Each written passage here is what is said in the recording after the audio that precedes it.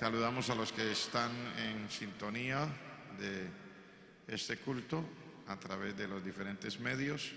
Que Dios les bendiga grandemente, y también las personas que en algún momento lo pueden seguir este servicio a través de una transmisión en diferido, como sea.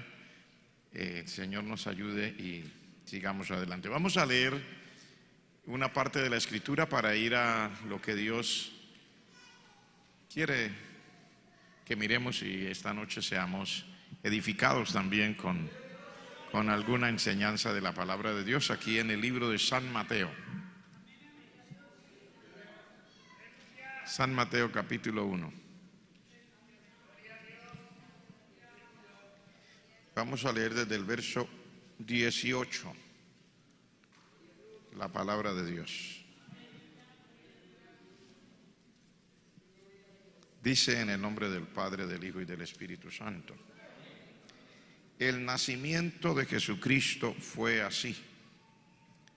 Estando desposada María su madre con José, antes que se juntasen, se halló que había concebido del Espíritu Santo. José su marido, como era justo y no quería infamarla, quiso dejarla secretamente. Y pensando él en esto, he aquí un ángel del Señor le apareció en sueños y le dijo: José, hijo de David, no temas recibir a María tu mujer, porque lo que en ella es engendrado del Espíritu Santo es. Y dará a luz un hijo y llamará su nombre Jesús, porque él salvará a su pueblo de sus pecados. Todo esto aconteció para que se cumpliese lo dicho por el Señor por medio del profeta, cuando dijo: He aquí una virgen concebirá y dará a luz un hijo y llamará su nombre Emmanuel, que traducido es Dios con nosotros. Y despertando José del sueño, hizo como el ángel del Señor le había mandado y recibió a su mujer. Padre, en el nombre de Jesús, muchas gracias. Tu palabra es fiel y siempre, Señor, cuando venimos a ella encontramos una bendición extraordinaria. Queremos en este momento darte la gloria, porque tú haces todas las cosas conforme a ti te parece, conforme es, Señor, tu gran deseo. Te pido en el nombre de Jesucristo que podamos hoy, Señor, recibir la enseñanza y la palabra que nos ayudará, que nos bendecirá, y que podamos, oh Dios del cielo, ser inspirados por tu palabra en el nombre de Jesús. Amén. Por favor, tomen asiento.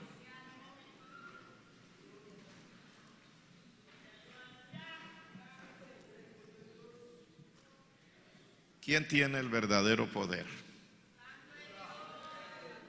Vamos a mirar. El texto que leímos habla del nacimiento del Señor Jesucristo, y como nosotros somos bastante,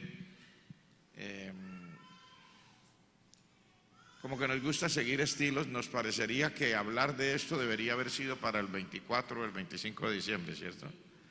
Ya pasó el 24 y el 25. Y no les quiero hablar precisamente del nacimiento del Señor Jesucristo como tal, sino de todo lo que envuelve ese momento, lo que significa y lo que pasa aquí. El nacimiento del Señor Jesucristo, de hecho, es el suceso más importante para la raza humana, porque Él es el Salvador. Entonces, que haya venido el Salvador es lo que nos garantiza a nosotros la salvación. Así que es una bendición. Pero yo lo quiero mirar desde el punto de vista como parte de la historia, el acontecimiento y la intervención de Dios. Porque hay cosas que rodean. Las cosas que suceden en la vida no son aisladas. Todo tiene un trasfondo. Cuando ya sucedió se llama historia. Cuando está sucediendo, decimos, es un proceso en el presente. El asunto del poder. Se dice, por ejemplo, la definición del poder en lo social es la capacidad que tiene un individuo de influir sobre el comportamiento de otros.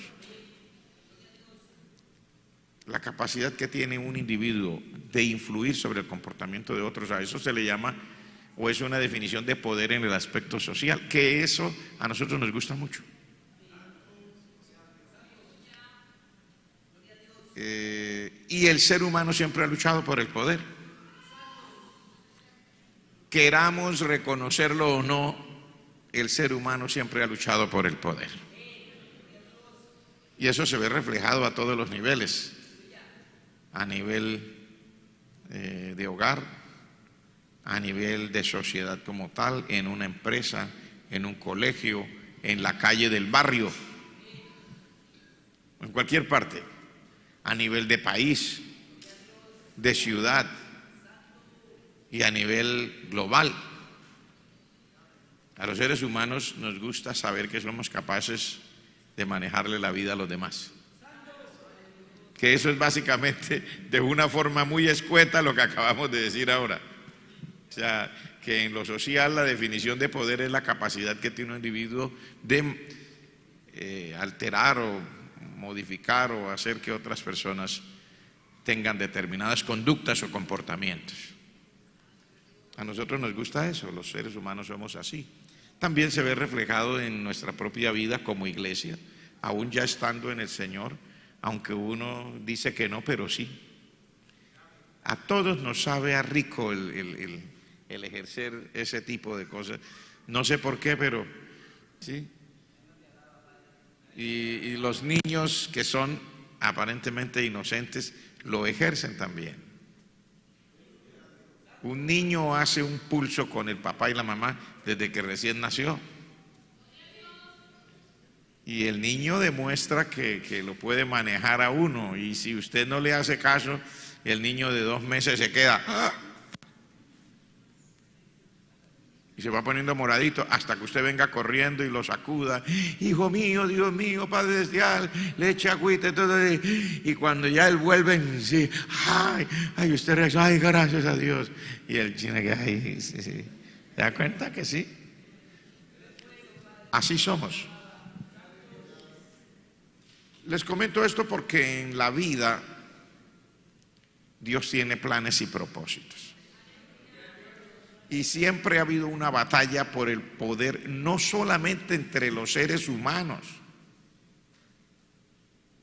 también ha habido una batalla por el poder a nivel espiritual.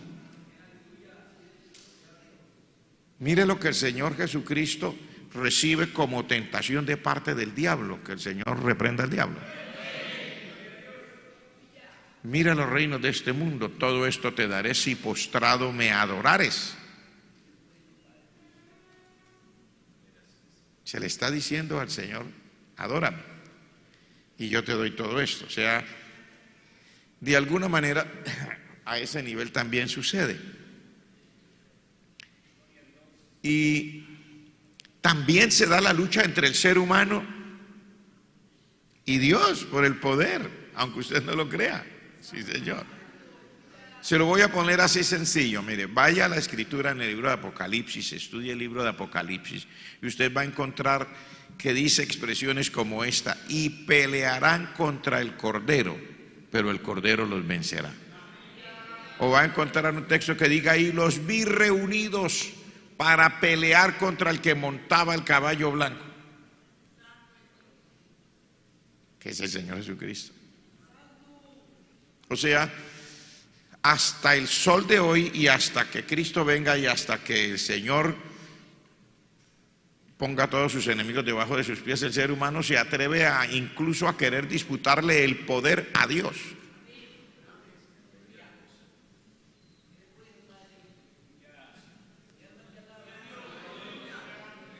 O sea, el Señor queriendo una cosa y el ser humano queriendo otra.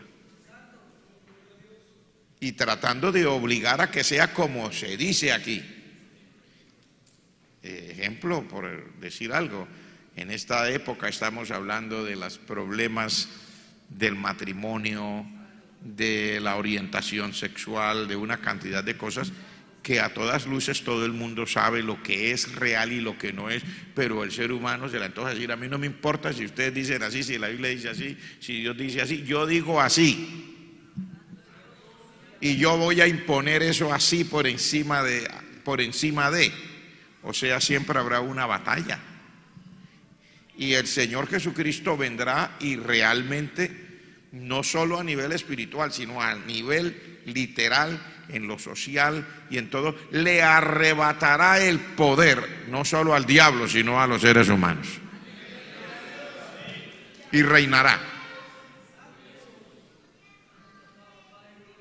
Es una expresión dura para muchos, porque hoy día la gente se siente tan inspirada de pensar en que ha logrado lo que quiere, que cuando alguien le dice lo contrario, ellos sienten que esos son sus enemigos, que los quieren matar, que los van a acabar. Entonces hay que acabar con esos enemigos. En este caso, la iglesia se convierte, al hablar estas cosas, también en un problema para los que les gusta ejercer el poder. Estoy hablando en lo humano, por ejemplo, contra las personas que quieren ejercer el poder político a nivel de ciudad, a nivel de departamento, de país.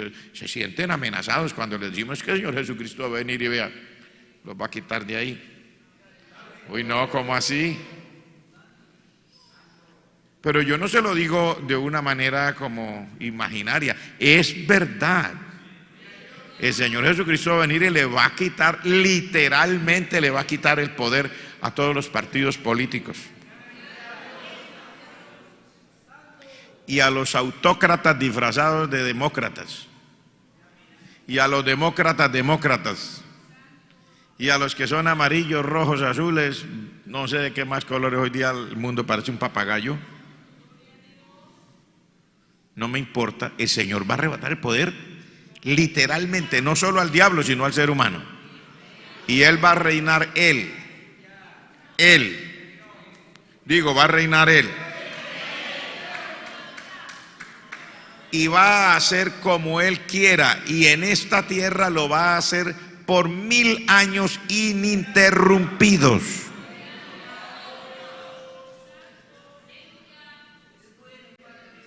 No habrá partidos de izquierda ni de derecha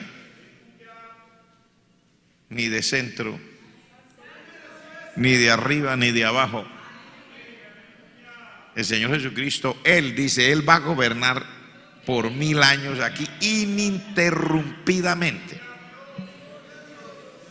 ¿Se alegra de eso? No más historias de que esta calle la pavimentaron 3 veces, pero siempre estuvo en los mismos huecos, nunca apareció el pavimento. En el papel la pavimentaron, el dinero se perdió. Que un puente que había que hacerlo en 6 meses duró en hacerlo 6 años. No va a suceder más.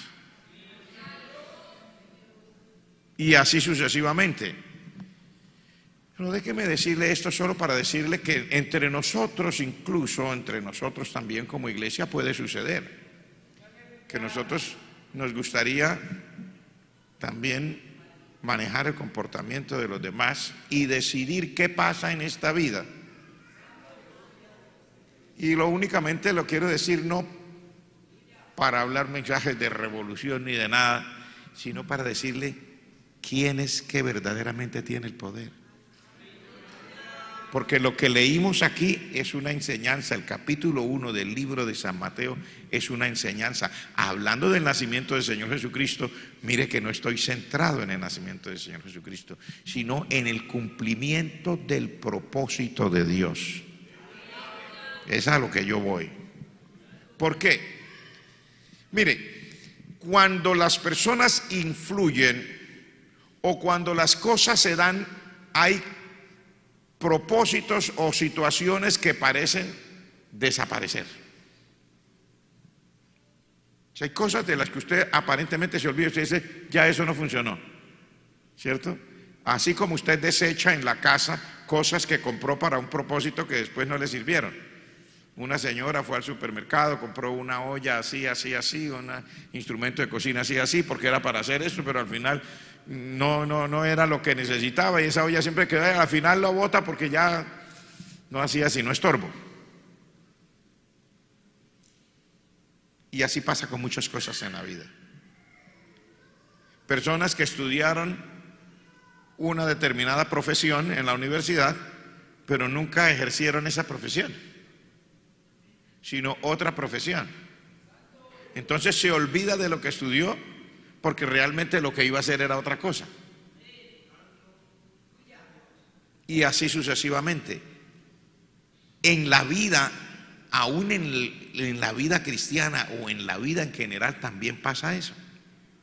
Hay cosas que parecen perderse en el transcurrir del tiempo.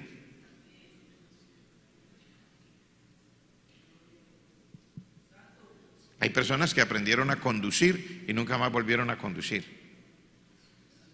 Hay un Moisés que se crió en el palacio de Faraón y cuando ha transcurrido el tiempo, después de estar 40 años en el desierto, le dice al Señor que yo no sé hablar. Es que soy tartamudo, a mí eso no. Después de 40 años, eso se perdió aparentemente en el transcurrir del tiempo porque hubo quien, así como lo ve el ser humano, hubo una persona o hubo una determinada institución, en este caso el gobierno egipcio, persiguió a Moisés, lo sacó de su posición de hijo de la hija de Faraón, se convierte en un criminal fugitivo. Se pierde toda relación con eso. Se pierde todo contacto con aquellas cosas para las que él creía que estaba diseñado en la vida. Se perdió el contacto. Va a terminar por allá con unas ovejas en un desierto. Pierde el contacto con su propia gente y con la gente adoptiva, porque su propia gente era el pueblo de Israel. Pierde el contacto. Y su gente adoptiva, que eran los egipcios, él perdió el contacto con ambos. Fue a dar por allá a un desierto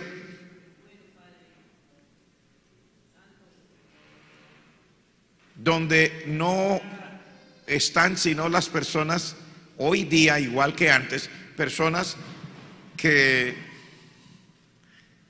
viven, que no son estables, que viven en tiendas, que se la pasan de un lado para otro. ¿Así vino a terminar Moisés? Digo, por lo menos él lo ve así. Entonces, con el transcurrir del tiempo, hay cosas que parecen perderse. El hilo, el propósito, el deseo y un diseño para el que uno cree se va perdiendo en el tiempo y con el mover de las circunstancias. ¿De qué le servía? Piensa Moisés. No estoy diciendo yo, estoy poniéndome en el lugar de él.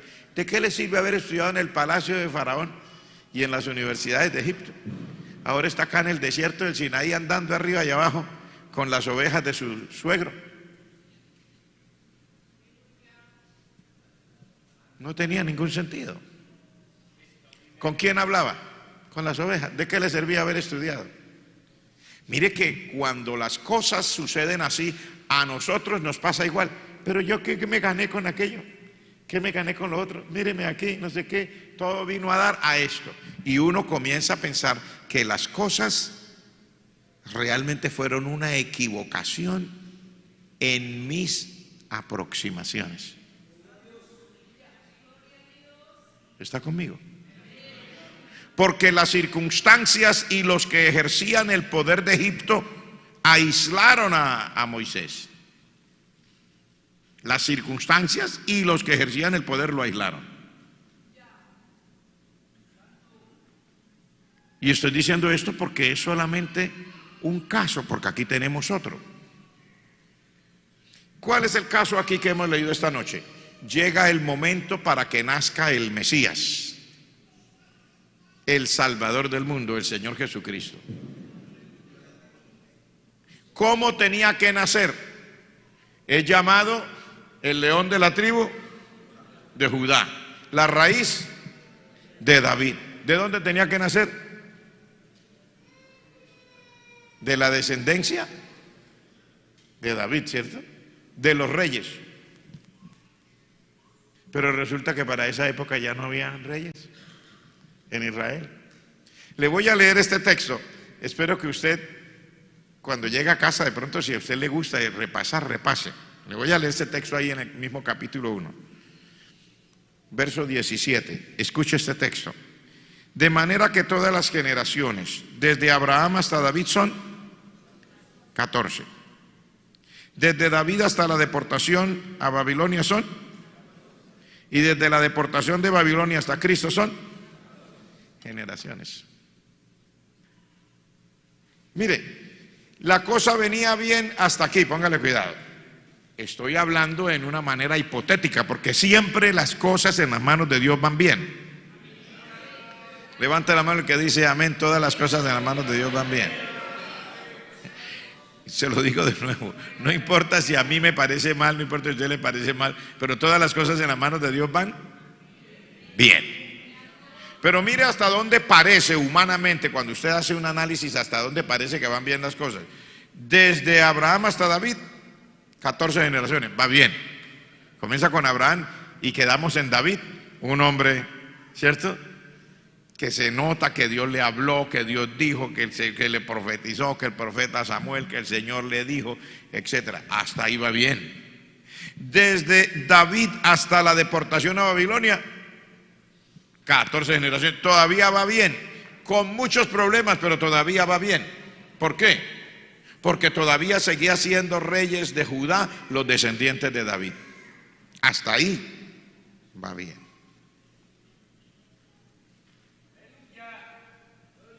Estoy hablando humanamente.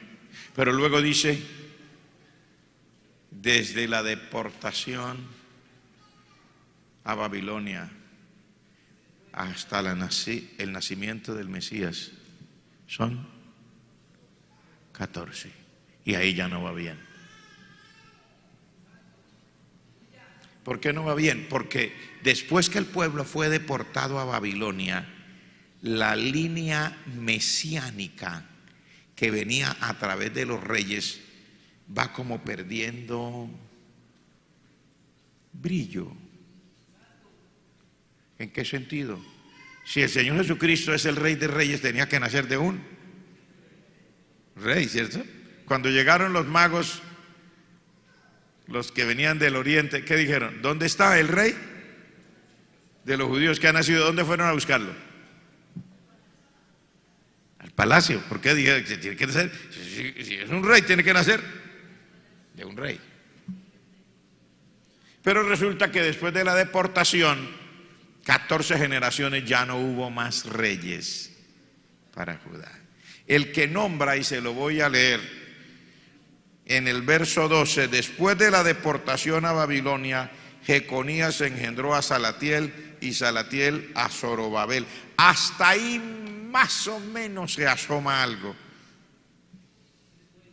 Pero resulta que estos que dice aquí, después de la deportación, cuando vuelve el pueblo allá, los emperadores del imperio que estaba de turno, que era el imperio persa o medo-persa, ellos, para poder ayudar y controlar las provincias, ponían gobernadores. Y esos gobernadores ellos los escogían de la línea de los reyes que venían. ¿Por qué? Porque pues cada uno está hecho para lo que está hecho, y eso se lleva como en la sangre. Entonces ellos sabían, los que son hijos de reyes, esos aprendieron en palacio, esos saben cómo es, pero ya no eran reyes, eran gobernadores. Y si usted va al libro de Ageo, usted encuentra que le están hablando a Zorobabel.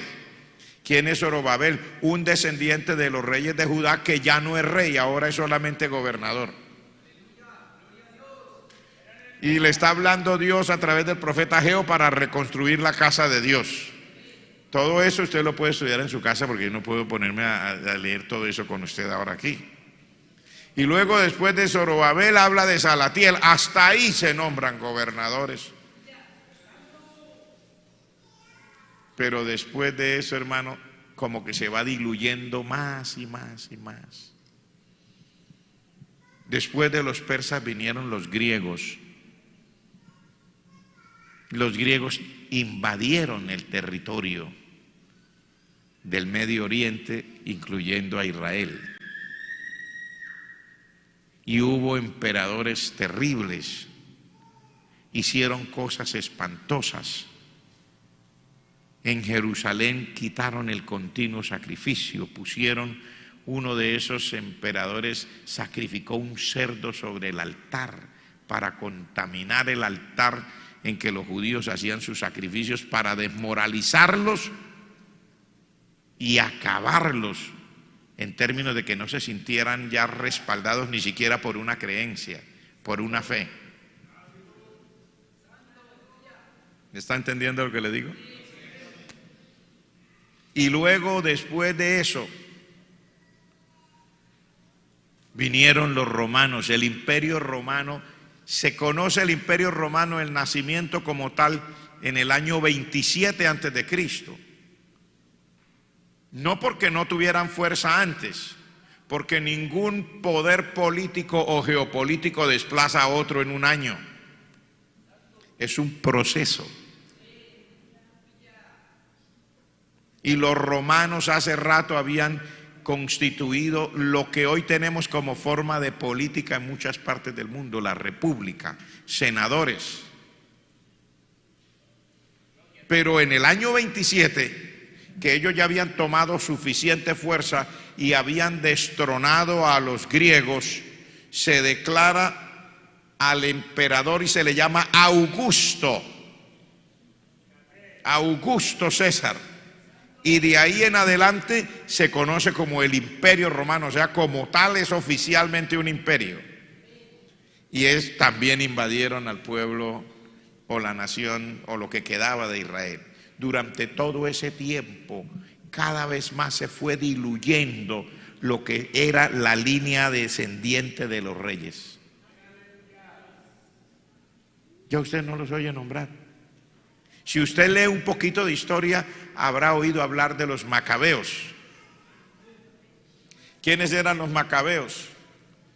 Hijos de un sumo sacerdote que, a falta de rey, los sacerdotes tomaban la iniciativa militar para tratar de liberarse del yugo de los que los invadían. Entonces los macabeos eran sacerdotes guerreros, que no lo hacían tanto porque querían humanamente el poder para gobernar lo civil solamente, sino porque querían una libertad para poder ejercer su religión como ellos la consideraban, y tener un templo y sacrificar sus sacrificios y orarle a su Dios, básicamente. Pero luego también venía lo civil. Entonces vinieron los sumos sacerdotes, que no tenían nada que ver con esa cuestión de la descendencia de reyes, a ser los que gobernaban, y algunos de ellos se sentían como reyes. Y de hecho el puesto era grande, y las batallas eran reales, y las guerras fueron reales, y las liberaciones fueron reales, etcétera. Le digo todo esto para que usted se dé cuenta cómo a veces con el correr del tiempo las cosas se van diluyendo. Para el momento que van a ser el Señor Jesucristo,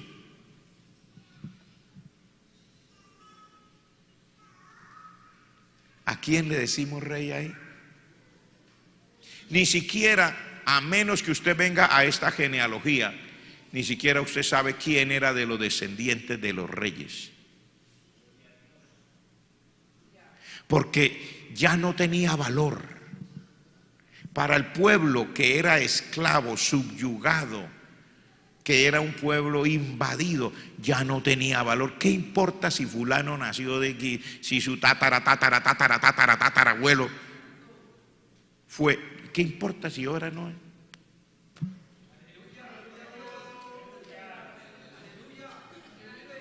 ¿Cierto que no importa? Porque ¿qué importancia tiene?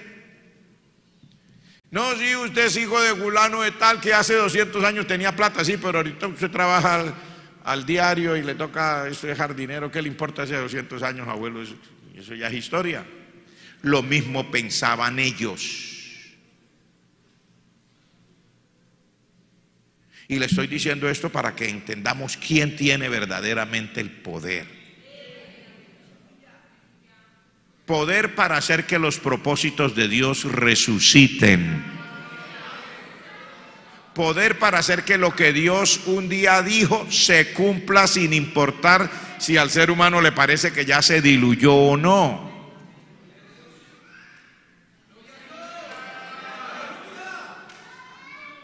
Porque si usted lee, mire lo que dice aquí, póngale cuidado, ahora sí vamos a lo que leímos. El nacimiento del Señor Jesucristo fue así.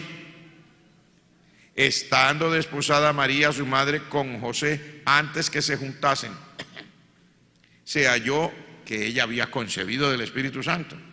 José, su marido, como era justo y no quería infamarla, quiso dejarla secretamente, y pensando él en esto, ve aquí un ángel del Señor le apareció en sueños y le dijo: José, no temas recibir a María tu mujer, ¿cierto? ¿Sí le dijo así? Bueno, vamos a ver y verá que le dijo algo más que eso. Mire lo que pasa. Llega el momento de nacer el Señor Jesucristo. El Espíritu Santo viene, le habla a María, que es una muchacha virgen que está desposada pero no se ha juntado con su esposo todavía. El prometido, el esposo que ya se iría a juntar con ella era José, ¿cierto? Y el Espíritu Santo le dice: concebirás, darás a luz un hijo, se llamará su nombre Jesús, etcétera. Y todo le habla. Él salvará a su pueblo de sus pecados. Ese es el Mesías. ¿De dónde tenía que venir? ¿De una línea de qué? De reyes. Porque era un rey. En lo humano tenía que venir de una línea de reyes, pero la línea estaba perdida. O sea, ya a nadie le importaba. ¿Por qué no le importaba? A nadie le importaba porque ya eso era obsoleto.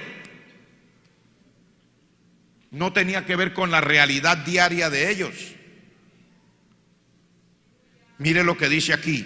Pensando él en esto, cuando él quiere dejar, porque dice él era justo y no quería difamarla, o sea, no quería causarle daño.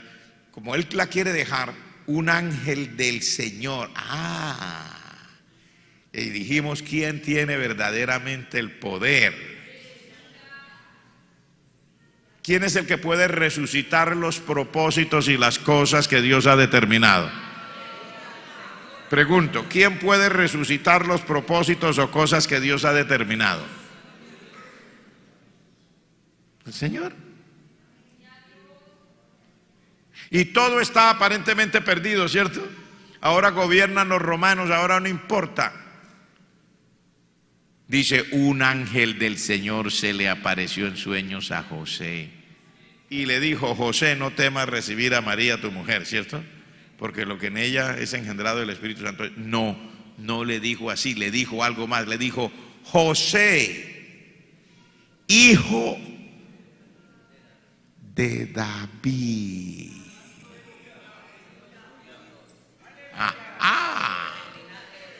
Me gustan los detalles. ¿Qué le está diciendo?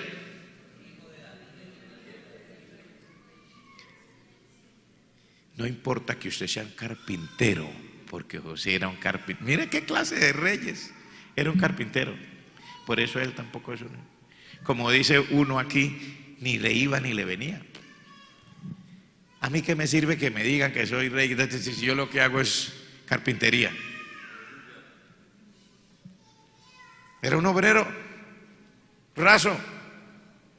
Y como tal, las circunstancias a veces golpean a uno, que uno comienza a ver la vida de acuerdo a las circunstancias y se le olvida que hay un Dios en el cielo que tiene propósitos más grandes que las circunstancias. Levante la mano el que sabe que Dios tiene propósitos más grandes que las circunstancias.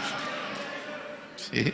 No solo con su vida, sino con toda la vida de todos los demás. Mírenlo, ahí está. ¿Y cómo le dice el ángel? ¿Le dice José solamente? No, le recuerda, le dice: José, hijo de David. O sea, le quiero decir una cosa. Usted es parte de una línea de reyes, así usted se le haya olvidado.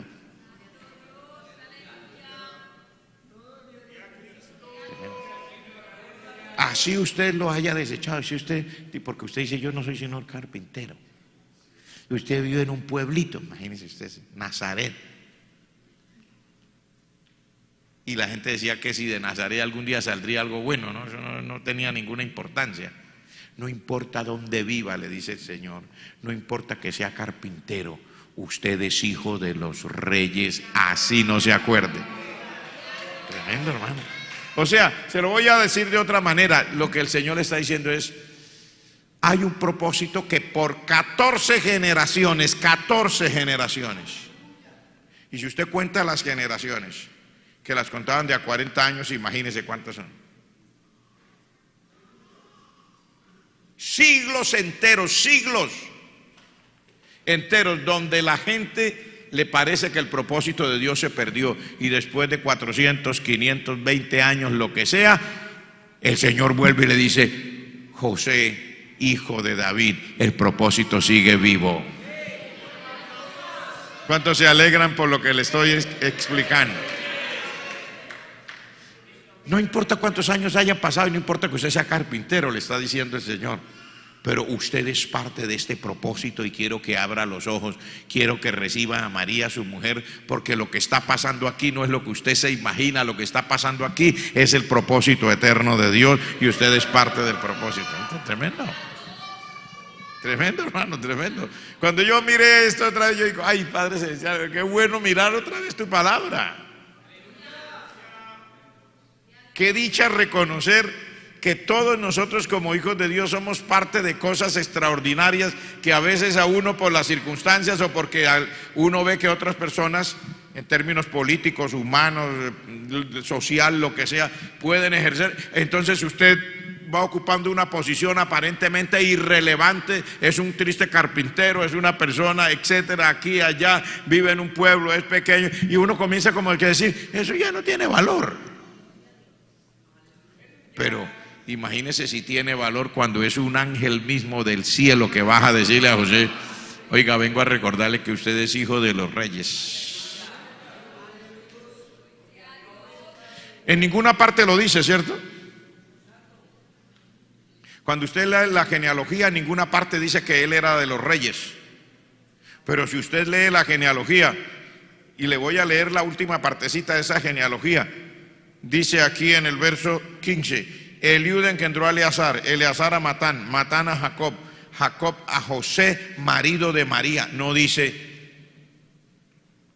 hijo de David, dice marido de María. Aparentemente, pero es el ángel el que baja de parte del cielo a recordarle a José, no importa que allá no digan hijo de los reyes, acuérdese que usted es hijo de David, usted viene de la descendencia de los reyes. Así sea carpintero en el momento. ¿Me está escuchando? Así sea lustrabotas, así sea mecánico o sastre. Usted es hijo de David, usted viene de la descendencia de los reyes. Y por eso reciba a María su mujer, porque el que está naciendo ahora es el Rey de Reyes, el Señor de Señores. Y usted es parte de eso, aunque usted se lo había olvidado. A mí me encanta eso, hermano. Digo, alabado. ¡Qué bendición! Qué bendición, por 14 generaciones parece diluirse las cosas y de repente cuando el Señor dice, turno mío, dice, yo tengo el poder para resucitar todo lo que parece diluido, y comienza resucitándolo en el corazón de los interesados. Por eso le dice a José, hijo de David. Por eso le dice hijo de David, para que se acuerde que él era descendiente de los reyes. Es que la mayoría de nosotros casi no. ¿Usted ha oído hablar de eso? Siempre se habla del nacimiento del Señor Jesucristo y hay detalles que uno los omite, ¿cierto? No los omite porque no sea suficientemente inteligente o no, sino porque a veces como que uno no le pone atención a aquellas cosas del propósito de Dios, de lo que hay escondido detrás de un mensaje que está a flor de piel. Y mire lo que sigue diciendo. Despertando José del sueño, hizo como el ángel del Señor le había mandado y recibió a María, pero no la conoció hasta que iba a dar a luz, y etcétera. Y en el verso 2 dice: cuando Jesús nació en Belén de Judea, en días del rey Herodes, vinieron del oriente a Jerusalén unos magos diciendo: ¿dónde está el rey de los judíos que ha nacido? Porque su estrella la vimos en el oriente y venimos a adorarle. O sea, era real. Cuando Dios tiene un plan y lo va a cumplir, aunque usted se le haya olvidado que es parte del plan, el Señor se lo recuerda y le dice: no, es que yo tengo un negocio con usted hace rato. A usted se le olvidó, pero a mí no.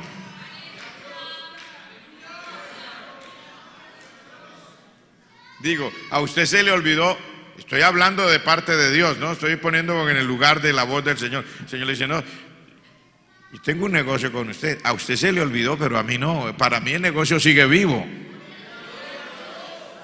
A usted le parece que otro ejerce el poder, pero el Señor lo que le está diciendo aquí es: vengo a recordarle que el poder lo ejerzo yo, no el imperio romano, no el imperio de los griegos, no el imperio de los persas. El poder lo ejerzo yo. Usted es hijo de David y ahora van a ser el Salvador, así la gente no le crea.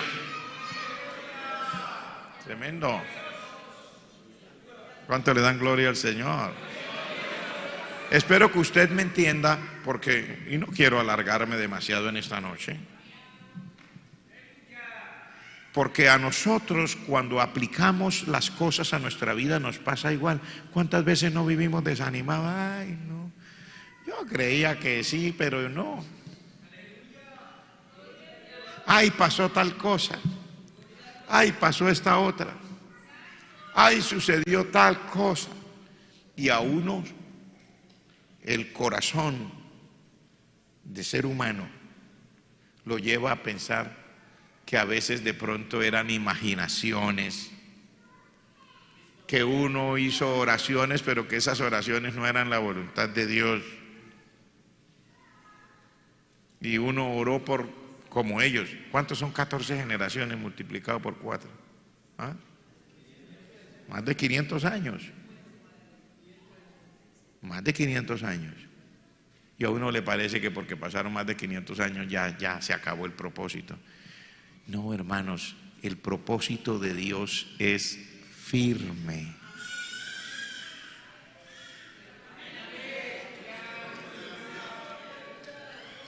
Y uno no puede olvidarse del propósito de Dios, porque así se le olvide, así el Señor tenga que mandar un ángel, viene un día y le dice: hola, ¿se acuerda de tal cosa?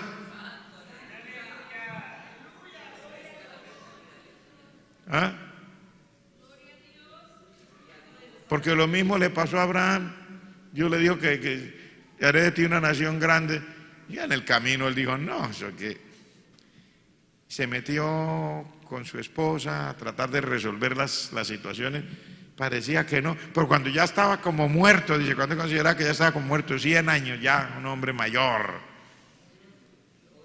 el Señor le dice: ahora va a tener el hijo. ¿Y lo tuvo o no lo tuvo?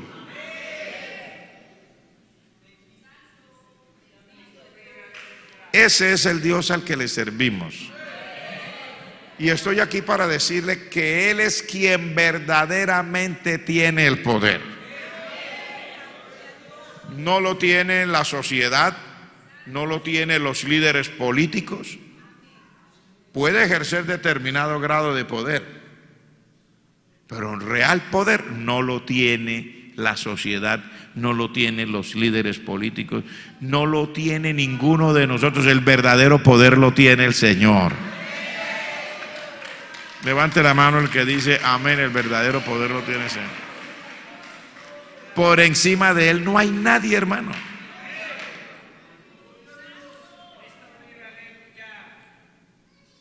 y Él va a hacer lo que Él haya determinado con anticipación, así hayan pasado 560 años. Así el que debía ser rey ahora parezca como carpintero.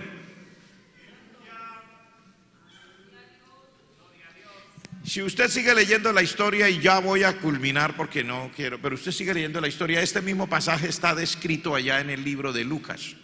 Y cuando usted lea verá que dice, en el año tal de Augusto, que era el año de ese emperador primero que fue nombrado emperador, que se llamó Octavio,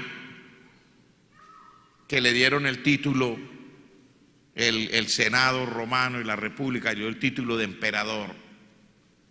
Dice, mandó que todo el mundo fuera empadronado.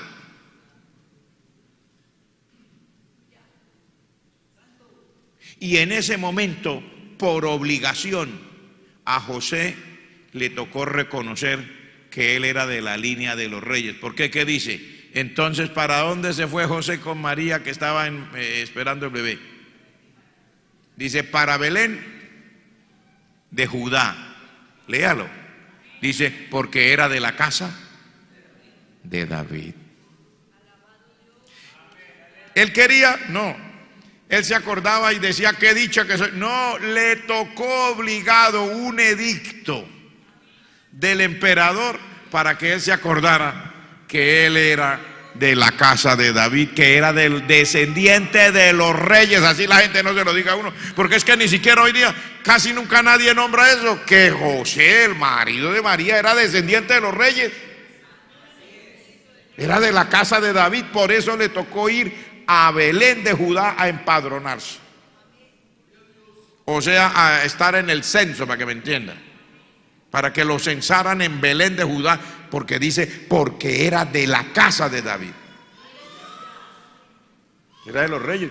Pero como uno a veces no quiere, entonces le tocó por obligación un edicto, porque el que verdaderamente tiene el poder pone las cosas en su sitio, con su aprobación o sin su aprobación.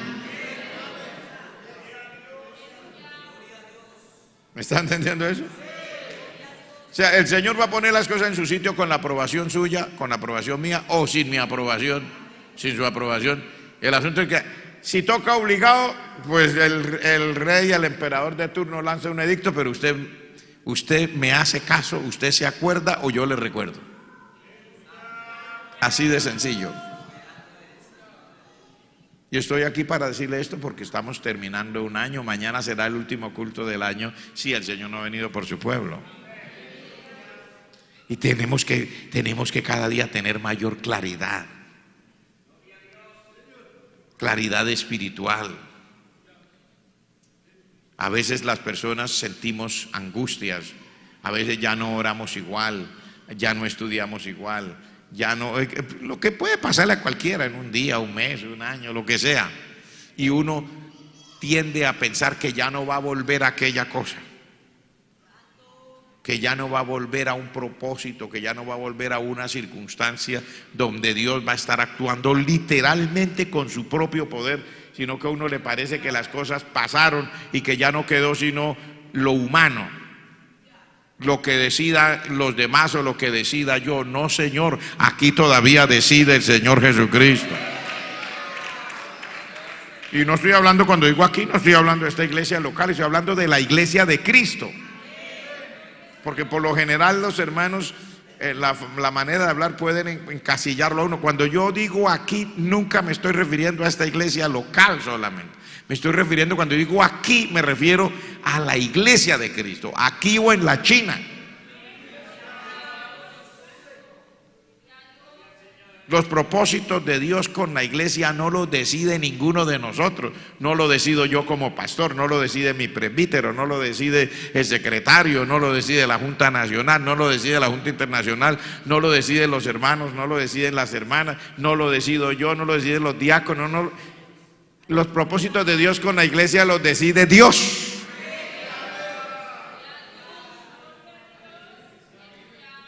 Y los pone a funcionar Él. Lo que Él diga. Y así toca involucrar emperadores y lo que sea, pero Él pone las cosas en su sitio. Eso sí es verdadero poder, ¿cierto? Porque el poder de nosotros a veces es una rabieta. A mí hace caso porque yo soy fulano. Ya, ese es el poder de nosotros. No, el Señor Jesucristo es el Padre y es otra historia, ¿cierto? Él no es rabieta, no, no.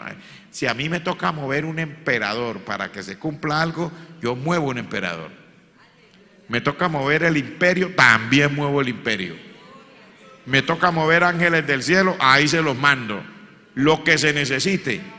Pero el Señor dice, pero yo soy el que verdaderamente ejerce el poder. Estoy aquí para decirles, tenemos que salir hoy de aquí con esta claridad espiritual para seguir viviendo nuestra vida con esa fe, con esa convicción de que lo que Dios ha programado, y sobre todo para esta hora de la historia, que nosotros estamos en una hora muy específica que Dios ha programado, hermano, eso no lo cambia nadie. Lo que Él quiera es lo único que se hará, así toque mover imperios y emperadores.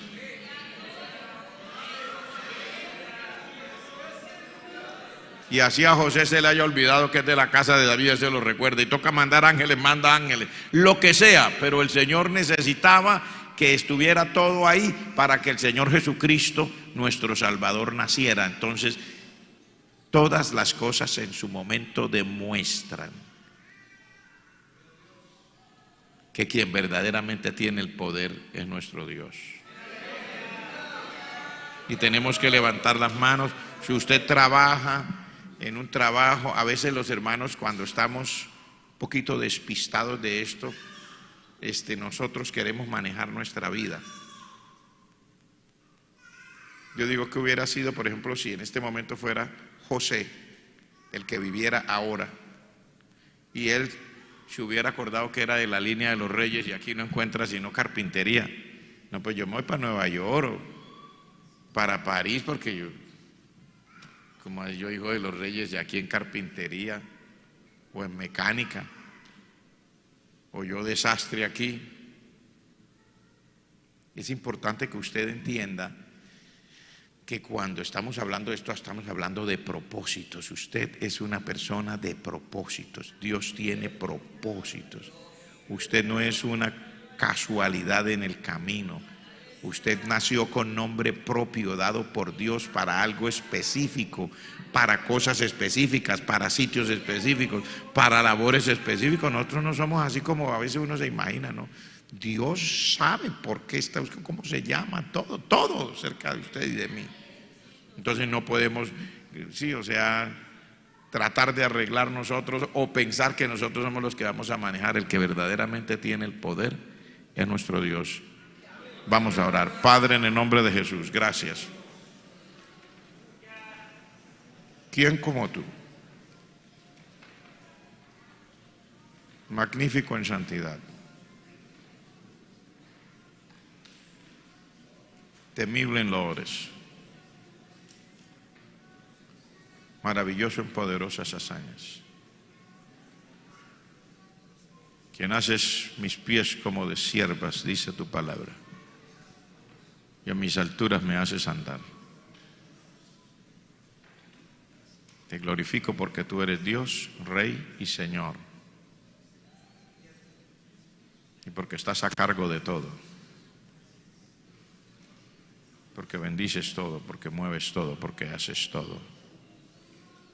Gracias por hablarnos, orientarnos, por manifestar tu gracia y tu gloria.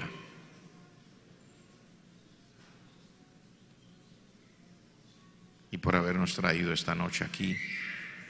Sabemos que tú sigues tratando con nosotros.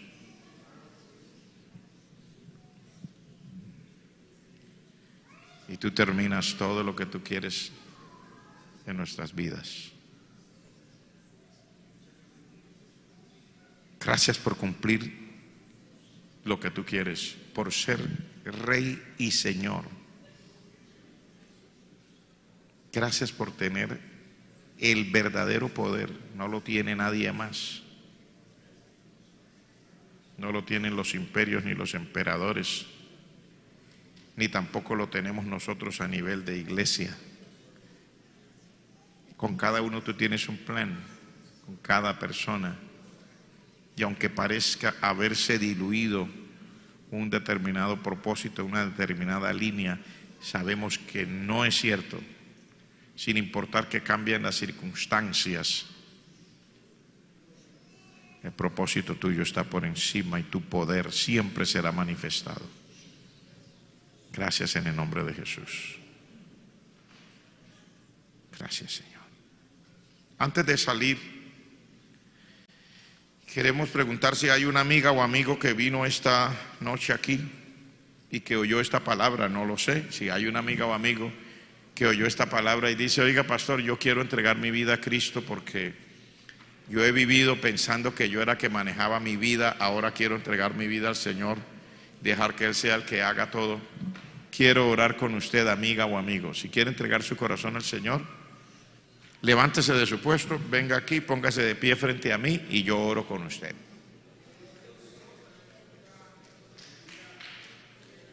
Dios dice en su palabra: el que a mí viene, yo no lo echo fuera. Dios la bendiga. ¿Cómo está? Me alegro de verlo. ¿Entendió, verdad? Sabe que Dios tiene un propósito, que Dios la ama. Me alegro mucho. Dios la bendiga. ¿Alguna otra amiga o amigo que esté allá que dice: pastor, yo también quiero entregar mi corazón a Dios? Quiero que Jesucristo sea mi Señor, mi Salvador, que me perdone, me cambie. Yo quiero. Si usted está allá y usted quiere, le invito a que se levante de su puesto y venga aquí ahora, porque el tiempo realmente corre muy rápido, pero tenemos los minutos exactos para hacerlo. Queremos invitarle. ¿Quiere venir? ¿Quiere decirle al Señor: yo también te entrego mi vida? Si quiere hacerlo, venga, mientras yo voy orando con ella, porque ella vino de todo su corazón. ¿Cómo te llamas? Por favor, cierra tus ojos. Ora conmigo así: Dios mío, te doy gracias en esta noche por poder estar aquí y oír tu palabra. Sé que tu palabra es verdad. Tú has hecho conmigo mucha misericordia. Sé que soy pecador. He vivido en mis propios caminos, lejos de ti. Pero al oír tu palabra, hoy confieso mis pecados. Te pido que me perdones. Cámbiame. Sálvame. Haz de mí una nueva criatura. Escribe mi nombre en tu libro santo, allá en el cielo. En este momento, creo en mi corazón y confieso con mi boca que Jesucristo, tu Hijo, es el Señor. Es mi Señor. De ahora en adelante, toda mi vida es para ti. Recíbela. Te lo pido en el nombre de Jesús. Amén. Mantenga sus ojitos cerrados. Extiendan sus manos hacia ella. Padre, bendice a esta joven. Tú la conoces y sabes la sinceridad del corazón de ella. Tu palabra dice que el que viene a ti, tú no lo echas fuera. Te ruego que prosperes a esta mujer, que su relación contigo sea aceptando y entendiendo el señorío de Cristo, que ella pueda vivir para tu gloria, hacer tu voluntad, servirte de todo corazón. Ayúdala en todo, Dios mío. Prospérala en todo en el nombre de Jesús. Oh Señor, guárdala y que pueda seguirte sirviendo con alegría de corazón en Cristo Jesús. Amén. Amén. Gloria a Dios. Dios la bendiga.